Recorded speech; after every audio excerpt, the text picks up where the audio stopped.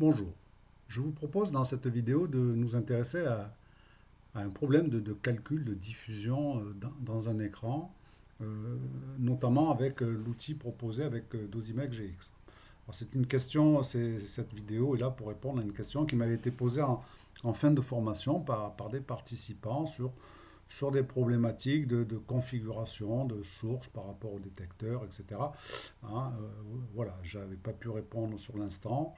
Mais j'ai pris le temps de la réflexion et je vous propose ma réponse sous forme de vidéo. Alors, comme on va le voir, c'est avant tout des problèmes d'angle, tout ça. Donc, on va commencer à décortiquer le problème en regardant avec le logiciel RayXpert, qui est un code de Monte-Carlo, qui a un moteur graphique très puissant, et nous intéresser donc à cette histoire d'angle. Voilà. Alors le scénario proposé est celui-ci. C'est un schéma simplifié. On a ici un écran diffuseur. Alors, on peut le voir en 3D. Voilà, cet écran diffuseur, il est là. On peut le faire tourner s'il veut bien. Autant pour moi, voilà. Voilà, on se met en 3D. Donc c'est un disque en béton d'un mètre carré de surface. Surface donc éclairée par notre source qui est ici, avec une épaisseur de 10 cm. Et on va calculer dans un premier temps la dose en ce point-là. Donc ce point-là n'est pas en vision directe de la source. La source est une source ponctuelle placée ici, on le voit, un petit trou dans un collimateur. C'est un bloc de tungstène. Donc on n'a pas de rayonnement direct de ligne droite sur cette source-là. On a pour l'essentiel du rayonnement diffusé. Voilà. Alors, dans cette géométrie-là, de façon assez générale d'ailleurs, au niveau des angles, qu'est-ce que l'on peut définir? On peut tout d'abord commencer par définir un axe principal de notre milieu diffuseur, de notre écran. Ça sera l'axe de symétrie cylindrique, ici. Donc un axe normal à la surface, qui passe par son centre. Voilà. Et par rapport à cet axe-là, on définit, et ça c'est ce qu'on définit, c'est le modèle qui est proposé dans Dosimac. Donc on propose par rapport à cet axe-là un angle d'incidence du rayonnement primaire, donc c'est un axe moyen, étant entendu que les photons peuvent venir frapper la surface en tous ces points ici. Ils vont même diffuser à partir de points qui sont en profondeur. D'accord? Donc on peut définir ce premier axe ici, dont on dira qu'il est à 45 degrés de notre axe normal. Et puis un second axe qui est relatif, lui, au point dose. Donc là, c'est une position symétrique, d'accord, avec là encore un angle de l'ordre de 45 degrés entre l'angle d'émergence des photons diffusés et puis l'axe normal du mur. Donc tout ça, ce sont des... Alors ça définit, je dirais, une trajectoire diffusée moyenne. Étant entendu qu'un photon peut tout à fait venir frapper la surface ici et revenir vers notre point dose ou frapper la surface ici. Bon, voilà. Donc tout ça, c'est une vision assez moyenne. Voilà. Ce qui est important dans cette problématique de diffusion Compton, c'est qu'elle se joue à deux niveaux. À un niveau microscopique, c'est-à-dire lorsque un photon fait une diffusion Compton, il le fait sur un électron libre. Et dans ce schéma-là, dans cette physique-là, l'axe normal du mur ici n'a rien à voir avec le phénomène. D'accord? Le photon incident, lui, est totalement insensible à son axe d'incidence dans le mur. Lui, il va interagir avec un électron qui est totalement ponctuel et il va diffuser avec une intensité plus ou moins variable en fonction de l'angle entre l'axe d'incidence et l'angle de diffusion. Donc ce qui va compter à un niveau microscopique, c'est l'angle entre ces deux axes inclinés ici. Là, globalement, c'est 90 degrés. C'est ça qui va compter dans la problématique microscopique. Maintenant, lorsqu'on va intégrer tous ces processus sur toutes les diffusions possibles dans l'ensemble du mur, alors là, effectivement, l'angle macroscopique qui est défini par cet axe ici principal va entrer en jeu. Donc ça, c'est l'effet d'intégration macroscopique sur le volume. Ce qui compte dans ce problème-là, fondamentalement, c'est que cette source éclaire toute cette surface. Hein, on peut se remettre en 3D. Voilà, en 3D ici. Hein, la source éclaire ma surface ici, toute la surface. Et cette surface va rayonner dans un peu toutes les directions, hein, dans le plan inférieur, et entre autres va rayonner dans cette direction-là. Donc ça, on peut le visualiser en faisant un petit tracking avec 3000 particules générées dans la source, dont un certain nombre vont émerger du diffuseur. Voilà.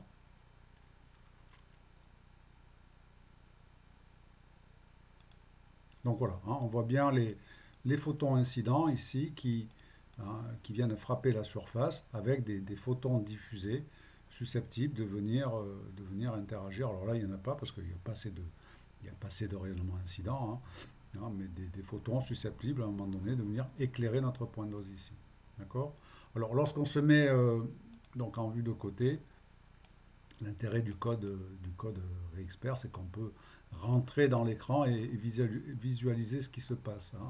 Voilà, on va rentrer donc dans le milieu diffuseur, on le met en contour seul, et on va voir par exemple, en zoomant un petit peu, j'avais repéré deux angles de diffusion. Vous avez par exemple un effet Compton ici qui se produit en surface, avec l'angle d'incidence ici et le photon émergent. On a quasiment un angle de 90 degrés. Et vous avez ici un autre photon incident qui fait un effet Compton en surface et qui repart dans cette direction-là, hein, avec un angle plus fermé de l'ordre de 30 degrés, à peu près, approximativement. Voilà, d'accord. Pour le reste, ce qu'on voit, c'est la complexité du processus, hein. C'est essentiellement de la multidiffusion avec des. Alors, il y a des photons qui traversent l'écran, d'autres qui interagissent, d'autres qui sont absorbés in fine après plusieurs diffusions, etc. Alors, le rayonnement en jaune, c'est du rayonnement de freinage. D'accord. Alors, dans le calcul, nous prenons en compte la fluorescence X du milieu. Hein, c'est assez négligeable dans le béton, mais dans des matériaux tels que le plomb, c'est assez fondamental. Voilà. Donc, voilà pour cette affaire. D'accord. Alors, j'insiste, hein, si je reviens ici, ce qui compte, alors dans notre modèle Dosimex, hein, dans notre modèle qui met en œuvre un calcul déterministe, on définit ici la position de la source, hein, donc à une distance donnée, avec un angle par rapport à l'angle d'incidence normale du mur, hein, par rapport à son axe de symétrie principal. Voilà. Donc nous, on définit la position de la source par rapport à cet axe-là. Puis on définit la position du point dose en nommant une distance et un angle toujours par rapport à l'axe normal du mur. D'accord. Voilà. Mais ce qui compte fondamentalement dans le calcul, hein, c'est l'angle entre les deux directions ici, la direction incidente et la direction émergente. Voilà. Si le mur était incliné, ça reviendrait à la même chose, hein, on peut le voir ici, hein, ce qui va compter, si je reviens sur Expert, ici, ce qui va se passer, c'est qu'on pourrait tout à fait modifier la géométrie et faire tourner le mur, par exemple, hein, voilà, on va pouvoir le faire tourner. Et alors, regardez bien, si je fais tourner, voilà, avec, dans le sens des aiguilles d'une montre, comme l'on dit, et bien on se rend compte que la surface éclairée, hein, que l'on peut définir ici, l'angle solide, hein, versus la surface éclairée, sera de plus en plus petite. Voilà. Hein, si on continue à tourner, on se rend compte que la surface éclairée sera de plus en plus petite, hein. C'est un peu difficile de retracer, mais voilà. Hein, on va se rendre compte que l'angle solide entre la source et la surface éclairée sera de plus en plus faible. Donc on va prendre de moins en moins de photons en considération. Ça, c'est l'effet macroscopique. Hein. Maintenant, un photon qui diffuse ici, ce qui va compter, c'est l'angle de diffusion. Hein, entre là et là, c'est toujours là encore 90 degrés, par exemple. Voilà. Donc, voilà, ça, c'est l'amorce de la solution qui va suivre pour le problème qui m'avait été posé. D'accord. Donc si je reviens ici, euh, si on s'intéresse à l'effet Compton, alors là vous avez la formule qui est mise en œuvre dans le calcul, hein, c'est ce qu'on appelle la section efficace différentielle de Klein et Nishina, qui, avec plusieurs paramètres, mais essentiellement l'angle θ ici.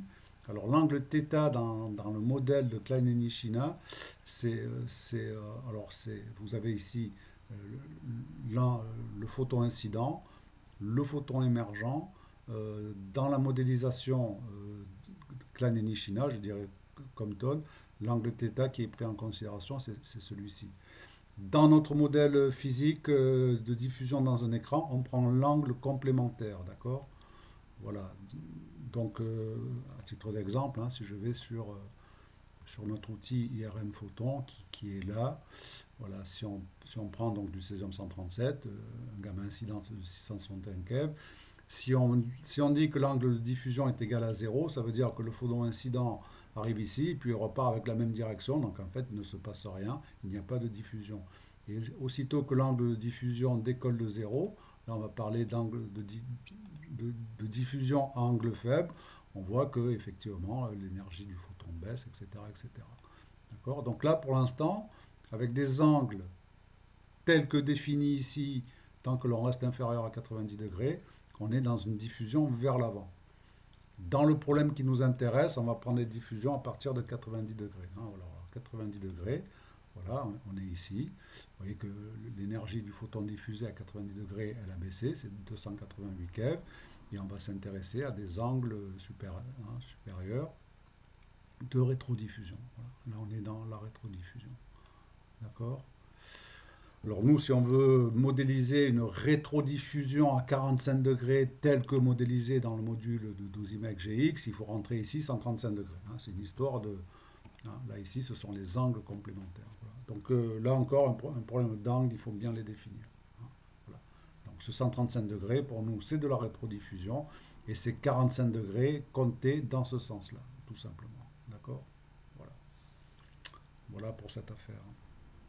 Donc, si on veut définir, si on fait un calcul avec Dosimac GX pour, euh, pour la configuration, la première configuration proposée, ben voilà, on est là, hein, donc on trouve l'effet de ciel ou diffusion dans un écran ici, on valide. Alors on a pris du césium 137, 1 gigabecquerel.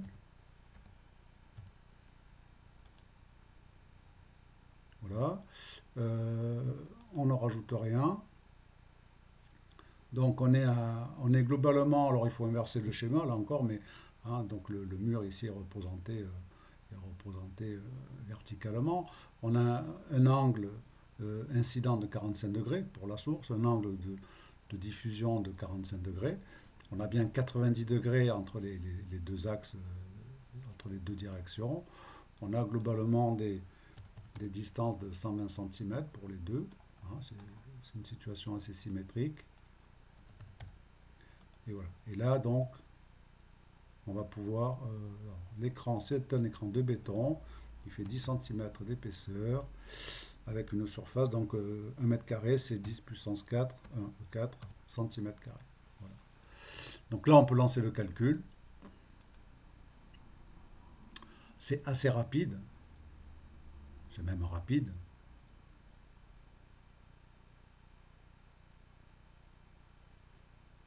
Presque rapide.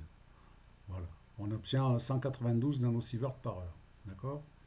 Alors, on peut lancer un code avec Rexpert. Alors, bien sûr, il faudrait revenir à un angle, à une incidence. Voilà. Hein. Alors, on peut lancer un calcul ici. Alors, lorsqu'on lance un calcul, si on veut avoir un résultat qui converge, ce n'est pas 3000 particules qu'il faut envoyer, c'est à peu près 30 millions ou 60 millions. D'accord?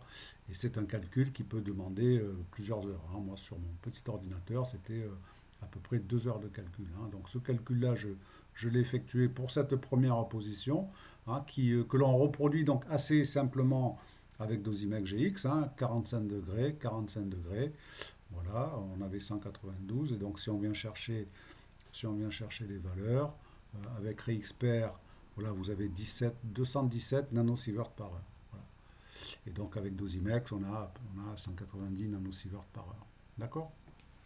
Ensuite, euh, le problème qui m'a été posé, moi, je vais revenir, je vais l'expliciter avec ReXpert. En fait, les gens m'ont dit, mais si, si le point de dose est ici sur le même axe, là, donc je vais comprendre, hein, voilà. Si je veux calculer ici avec un point de dose qui est ici, avec une inclinaison de 45 degrés pour la source et de 45 degrés pour la source, hein, et 45 degrés pour mon point de dose. Mais là, ils sont côte à côte, hein, l'angle entre les deux directions, c'est quasiment 0 degré. Alors effectivement, le problème, notre modèle semble ne pas pouvoir être semble ne pas pouvoir prendre en considération cette géométrie-là. Hein, d'accord. Euh, Ici, si je reviens ici sur la modélisation, euh, on a 0 degré entre les deux directions, et pourtant, il faut lui rentrer 45 degrés d'angle incident. Voilà. Nous, on peut partir de 45 de 0 degré jusqu'à 90 degrés. Voilà. Donc, la configuration, a priori, ne peut pas être prise en compte. Mais en fait, l'élément de réponse est assez simple. L'idée, c'est qu'ici, c'est que la surface qui est réellement éclairée dans ce problème-là, c'est la surface de l'écran projetée sur un axe ici. Voilà. Globalement, ce que l'on fait dans ce cas-là, c'est qu'on projette, en passant par le centre, on projette, je vais essayer, s'il veut bien, voilà. Je prends ici un plan qui est orthogonal à l'angle d'incidence, et en fait, on projette la surface de l'écran, pardon, je recommence, je vais y arriver, voilà. On projette la surface de l'écran, voilà, dans cette direction-là.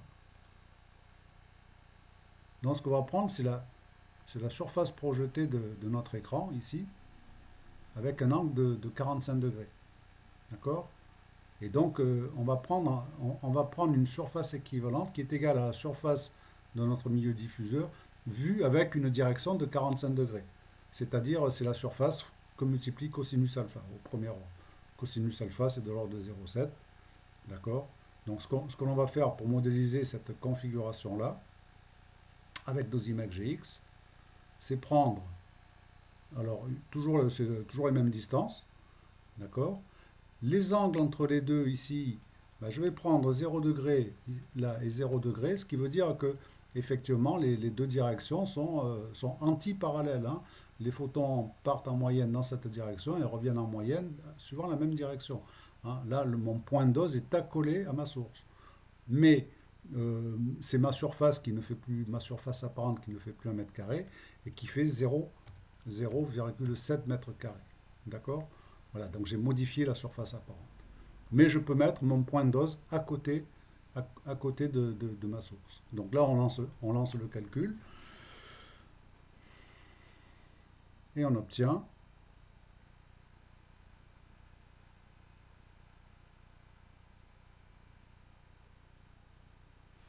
alors, on obtient 146 nanosieverts par heure. Alors si on revient sur les résultats ici, hein, donc on avait ce résultat-là pour la première position. Pour la deuxième position, donc j'avais lancé un calcul qui a duré plusieurs heures aussi, et on obtenait à peu près 193 nanosieverts par heure. Et avec le résultat Dosimex, on a 146 nanosieverts par heure. Donc on a toujours un petit écart, hein, j'en reparlerai. Voilà. Pour la position 3, celle qui m'a vraiment le plus arrêté, je dirais, lorsque le participant, hein, de cette formation m'a posé la question, c'était vraiment, on allait plus loin dans le problème, c'était de mettre la source ici, voilà, je vais la booster là-bas, la source ici, pardon, la source toujours dans la même position, la source ne bouge pas, c'est un point de dose totalement excentré par rapport à mon écran diffuseur, et du même côté que la source, d'accord? avec là un angle qui fait entre les deux, hein, un angle qui fait à peu près, voilà, pas un calcul, voilà, j'ai pris 30 degrés. Mais ces 30 degrés-là, on peut pas on, on ne peut pas les rentrer directement dans le modèle Dosimex, sauf cette petite astuce proposée, hein, et là, en fait, c'est un petit peu comme si on faisait tourner l'écran, hein, j'insiste un petit peu, c'est comme si on faisait tourner l'écran diffuseur, mais en réduisant sa surface, hein, du cosinus alpha. Hein, voilà, c'est comme, voilà, on se met dans cette position-là, mais en réduisant, en réduisant le rayon de l'écran. D'accord. Alors on peut toujours le faire avec, voilà, c'est comme si on le réduisait à peu près 0,4, hein, voilà.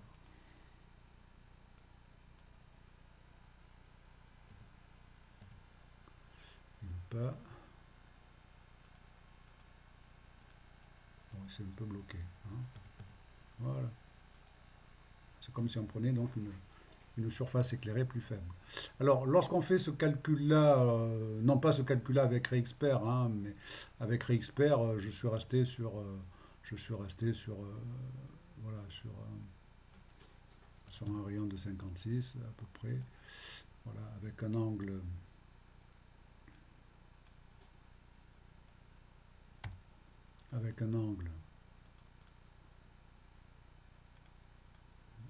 inchangé, voilà. Maintenant, donc là, on peut toujours lancer le calcul, hein, avec Réexpert, bien entendu. Pour modéliser cela avec Dosimac GX, ben, ici, ce qui va changer, c'est que je garde toujours ma surface de 1 mètre carré fois cosinus de 45 degrés. Et par contre, ma source, elle est à un angle de 30 degrés avec une distance de l'ordre de 2 mètres, hein, à la louche. Voilà. Et donc, lorsqu'on lance le calcul, voilà, bon, si je ne me suis pas trompé sur mes paramètres, hein, voilà ce que l'on obtient. On obtient à peu près 80 nanosieverts par heure. Donc, le calcul donc, dans cette position 3, je l'ai fait, hein, avec le point de dose excentré ici. Hein, et j'obtenais à peu près donc 114 nanosieverts pour 80 nanosieverts avec Dosimex. Voilà, ce qui nous donne une courbe qui est ici. Alors, avec toujours un petit écart systématique, hein, qui est pas qui n'est pas très élevé. Hein. On voit que effectivement, lorsque ma source s'éloigne sur le côté, bah, le débit dose a tendance à baisser, bien entendu. Mais ce qui est notable, c'est qu'on a, des débits doses qui sont assez peu variables, somme toute. Hein. Et alors ça, on peut l'illustrer à nouveau avec Réexpert en faisant une cartographie 3D. D'accord. Voilà. Alors la cartographie 3D, ça consiste en fait à mettre des dosimètres de partout et à faire un champ de débit de dose en fausse couleur. Hein. Voilà. Alors là, là encore, c'est un calcul qui demande beaucoup de temps, donc c'est un calcul que j'ai fait et que l'on peut rappeler. Voilà. Alors je vais vous expliquer comment on peut le voir. Voilà. Ici, j'ai ramené le minimum de mes fausses couleurs au niveau du maximum, ce qui fait que je n'ai rien. Et aussitôt que je vais baisser la valeur minimale affichée, ce que l'on va voir, c'est les zones où les débits d'os sont les plus élevés. Donc vous voyez, les débits d'os au départ, ils sont les plus élevés, bien entendu, dans le faisceau primaire qui vient éclairer ma source. D'accord. Et puis lorsque je baisse la valeur minimale, je vais afficher, je vais mettre des couleurs à des endroits où le débit dose est plus faible. Ce qui montre un petit peu le gradient de débit dose. Hein. Là, on part des doses les plus élevées. Alors, ce qui sort là, en fait, c'est une fausse image. Hein. C'est simplement ce qui passe à côté du mur, de l'autre côté. Hein. Le faisceau n'est pas très bien collimaté sur la surface. Bon, peu importe. D'accord. Et donc, si je continue à baisser la valeur minimale, ce que l'on voit, c'est, hein, vous voyez là, ici la couleur bleue, qui va décoller du faisceau primaire. J'ai pas de photon en ligne droite ici, mais on voit le diffuser avec des valeurs de plus en plus faibles qui va occuper tout l'espace. Avec des valeurs, des gradients de couleur. Alors j'aurais sans doute dû faire un calcul plus long, plus, avec une meilleure résolution, un meilleur gradient, mais ça aurait demandé un cluster d'ordinateur. Ce que l'on voit, c'est effectivement ici un faisceau primaire où les débits d'os sont plus élevés, et ici en fausse couleur, eh bien, on voit on a des débits d'os qui sont relativement constants dans le rayonnement diffusé. Donc voilà pour l'explication. C'est pas le problème le plus facile, hein. Tout ça, c'est de la géométrie. Je dis toujours, tous ces calculs-là, c'est fondamentalement de la géométrie, hein, des problèmes de distance, d'épaisseur d'écran, d'angle d'incidence, ici d'angle d'émergence, etc., etc. Voilà. Mais vous voyez qu'avec nos ImageGX, on peut calculer le diffusé dans cette configuration-là, hein, avec cette petite astuce de prendre une surface éclairée, ici, perpendiculaire à l'angle d'incidence, avec S cosinus alpha. Voilà, en vous remerciant.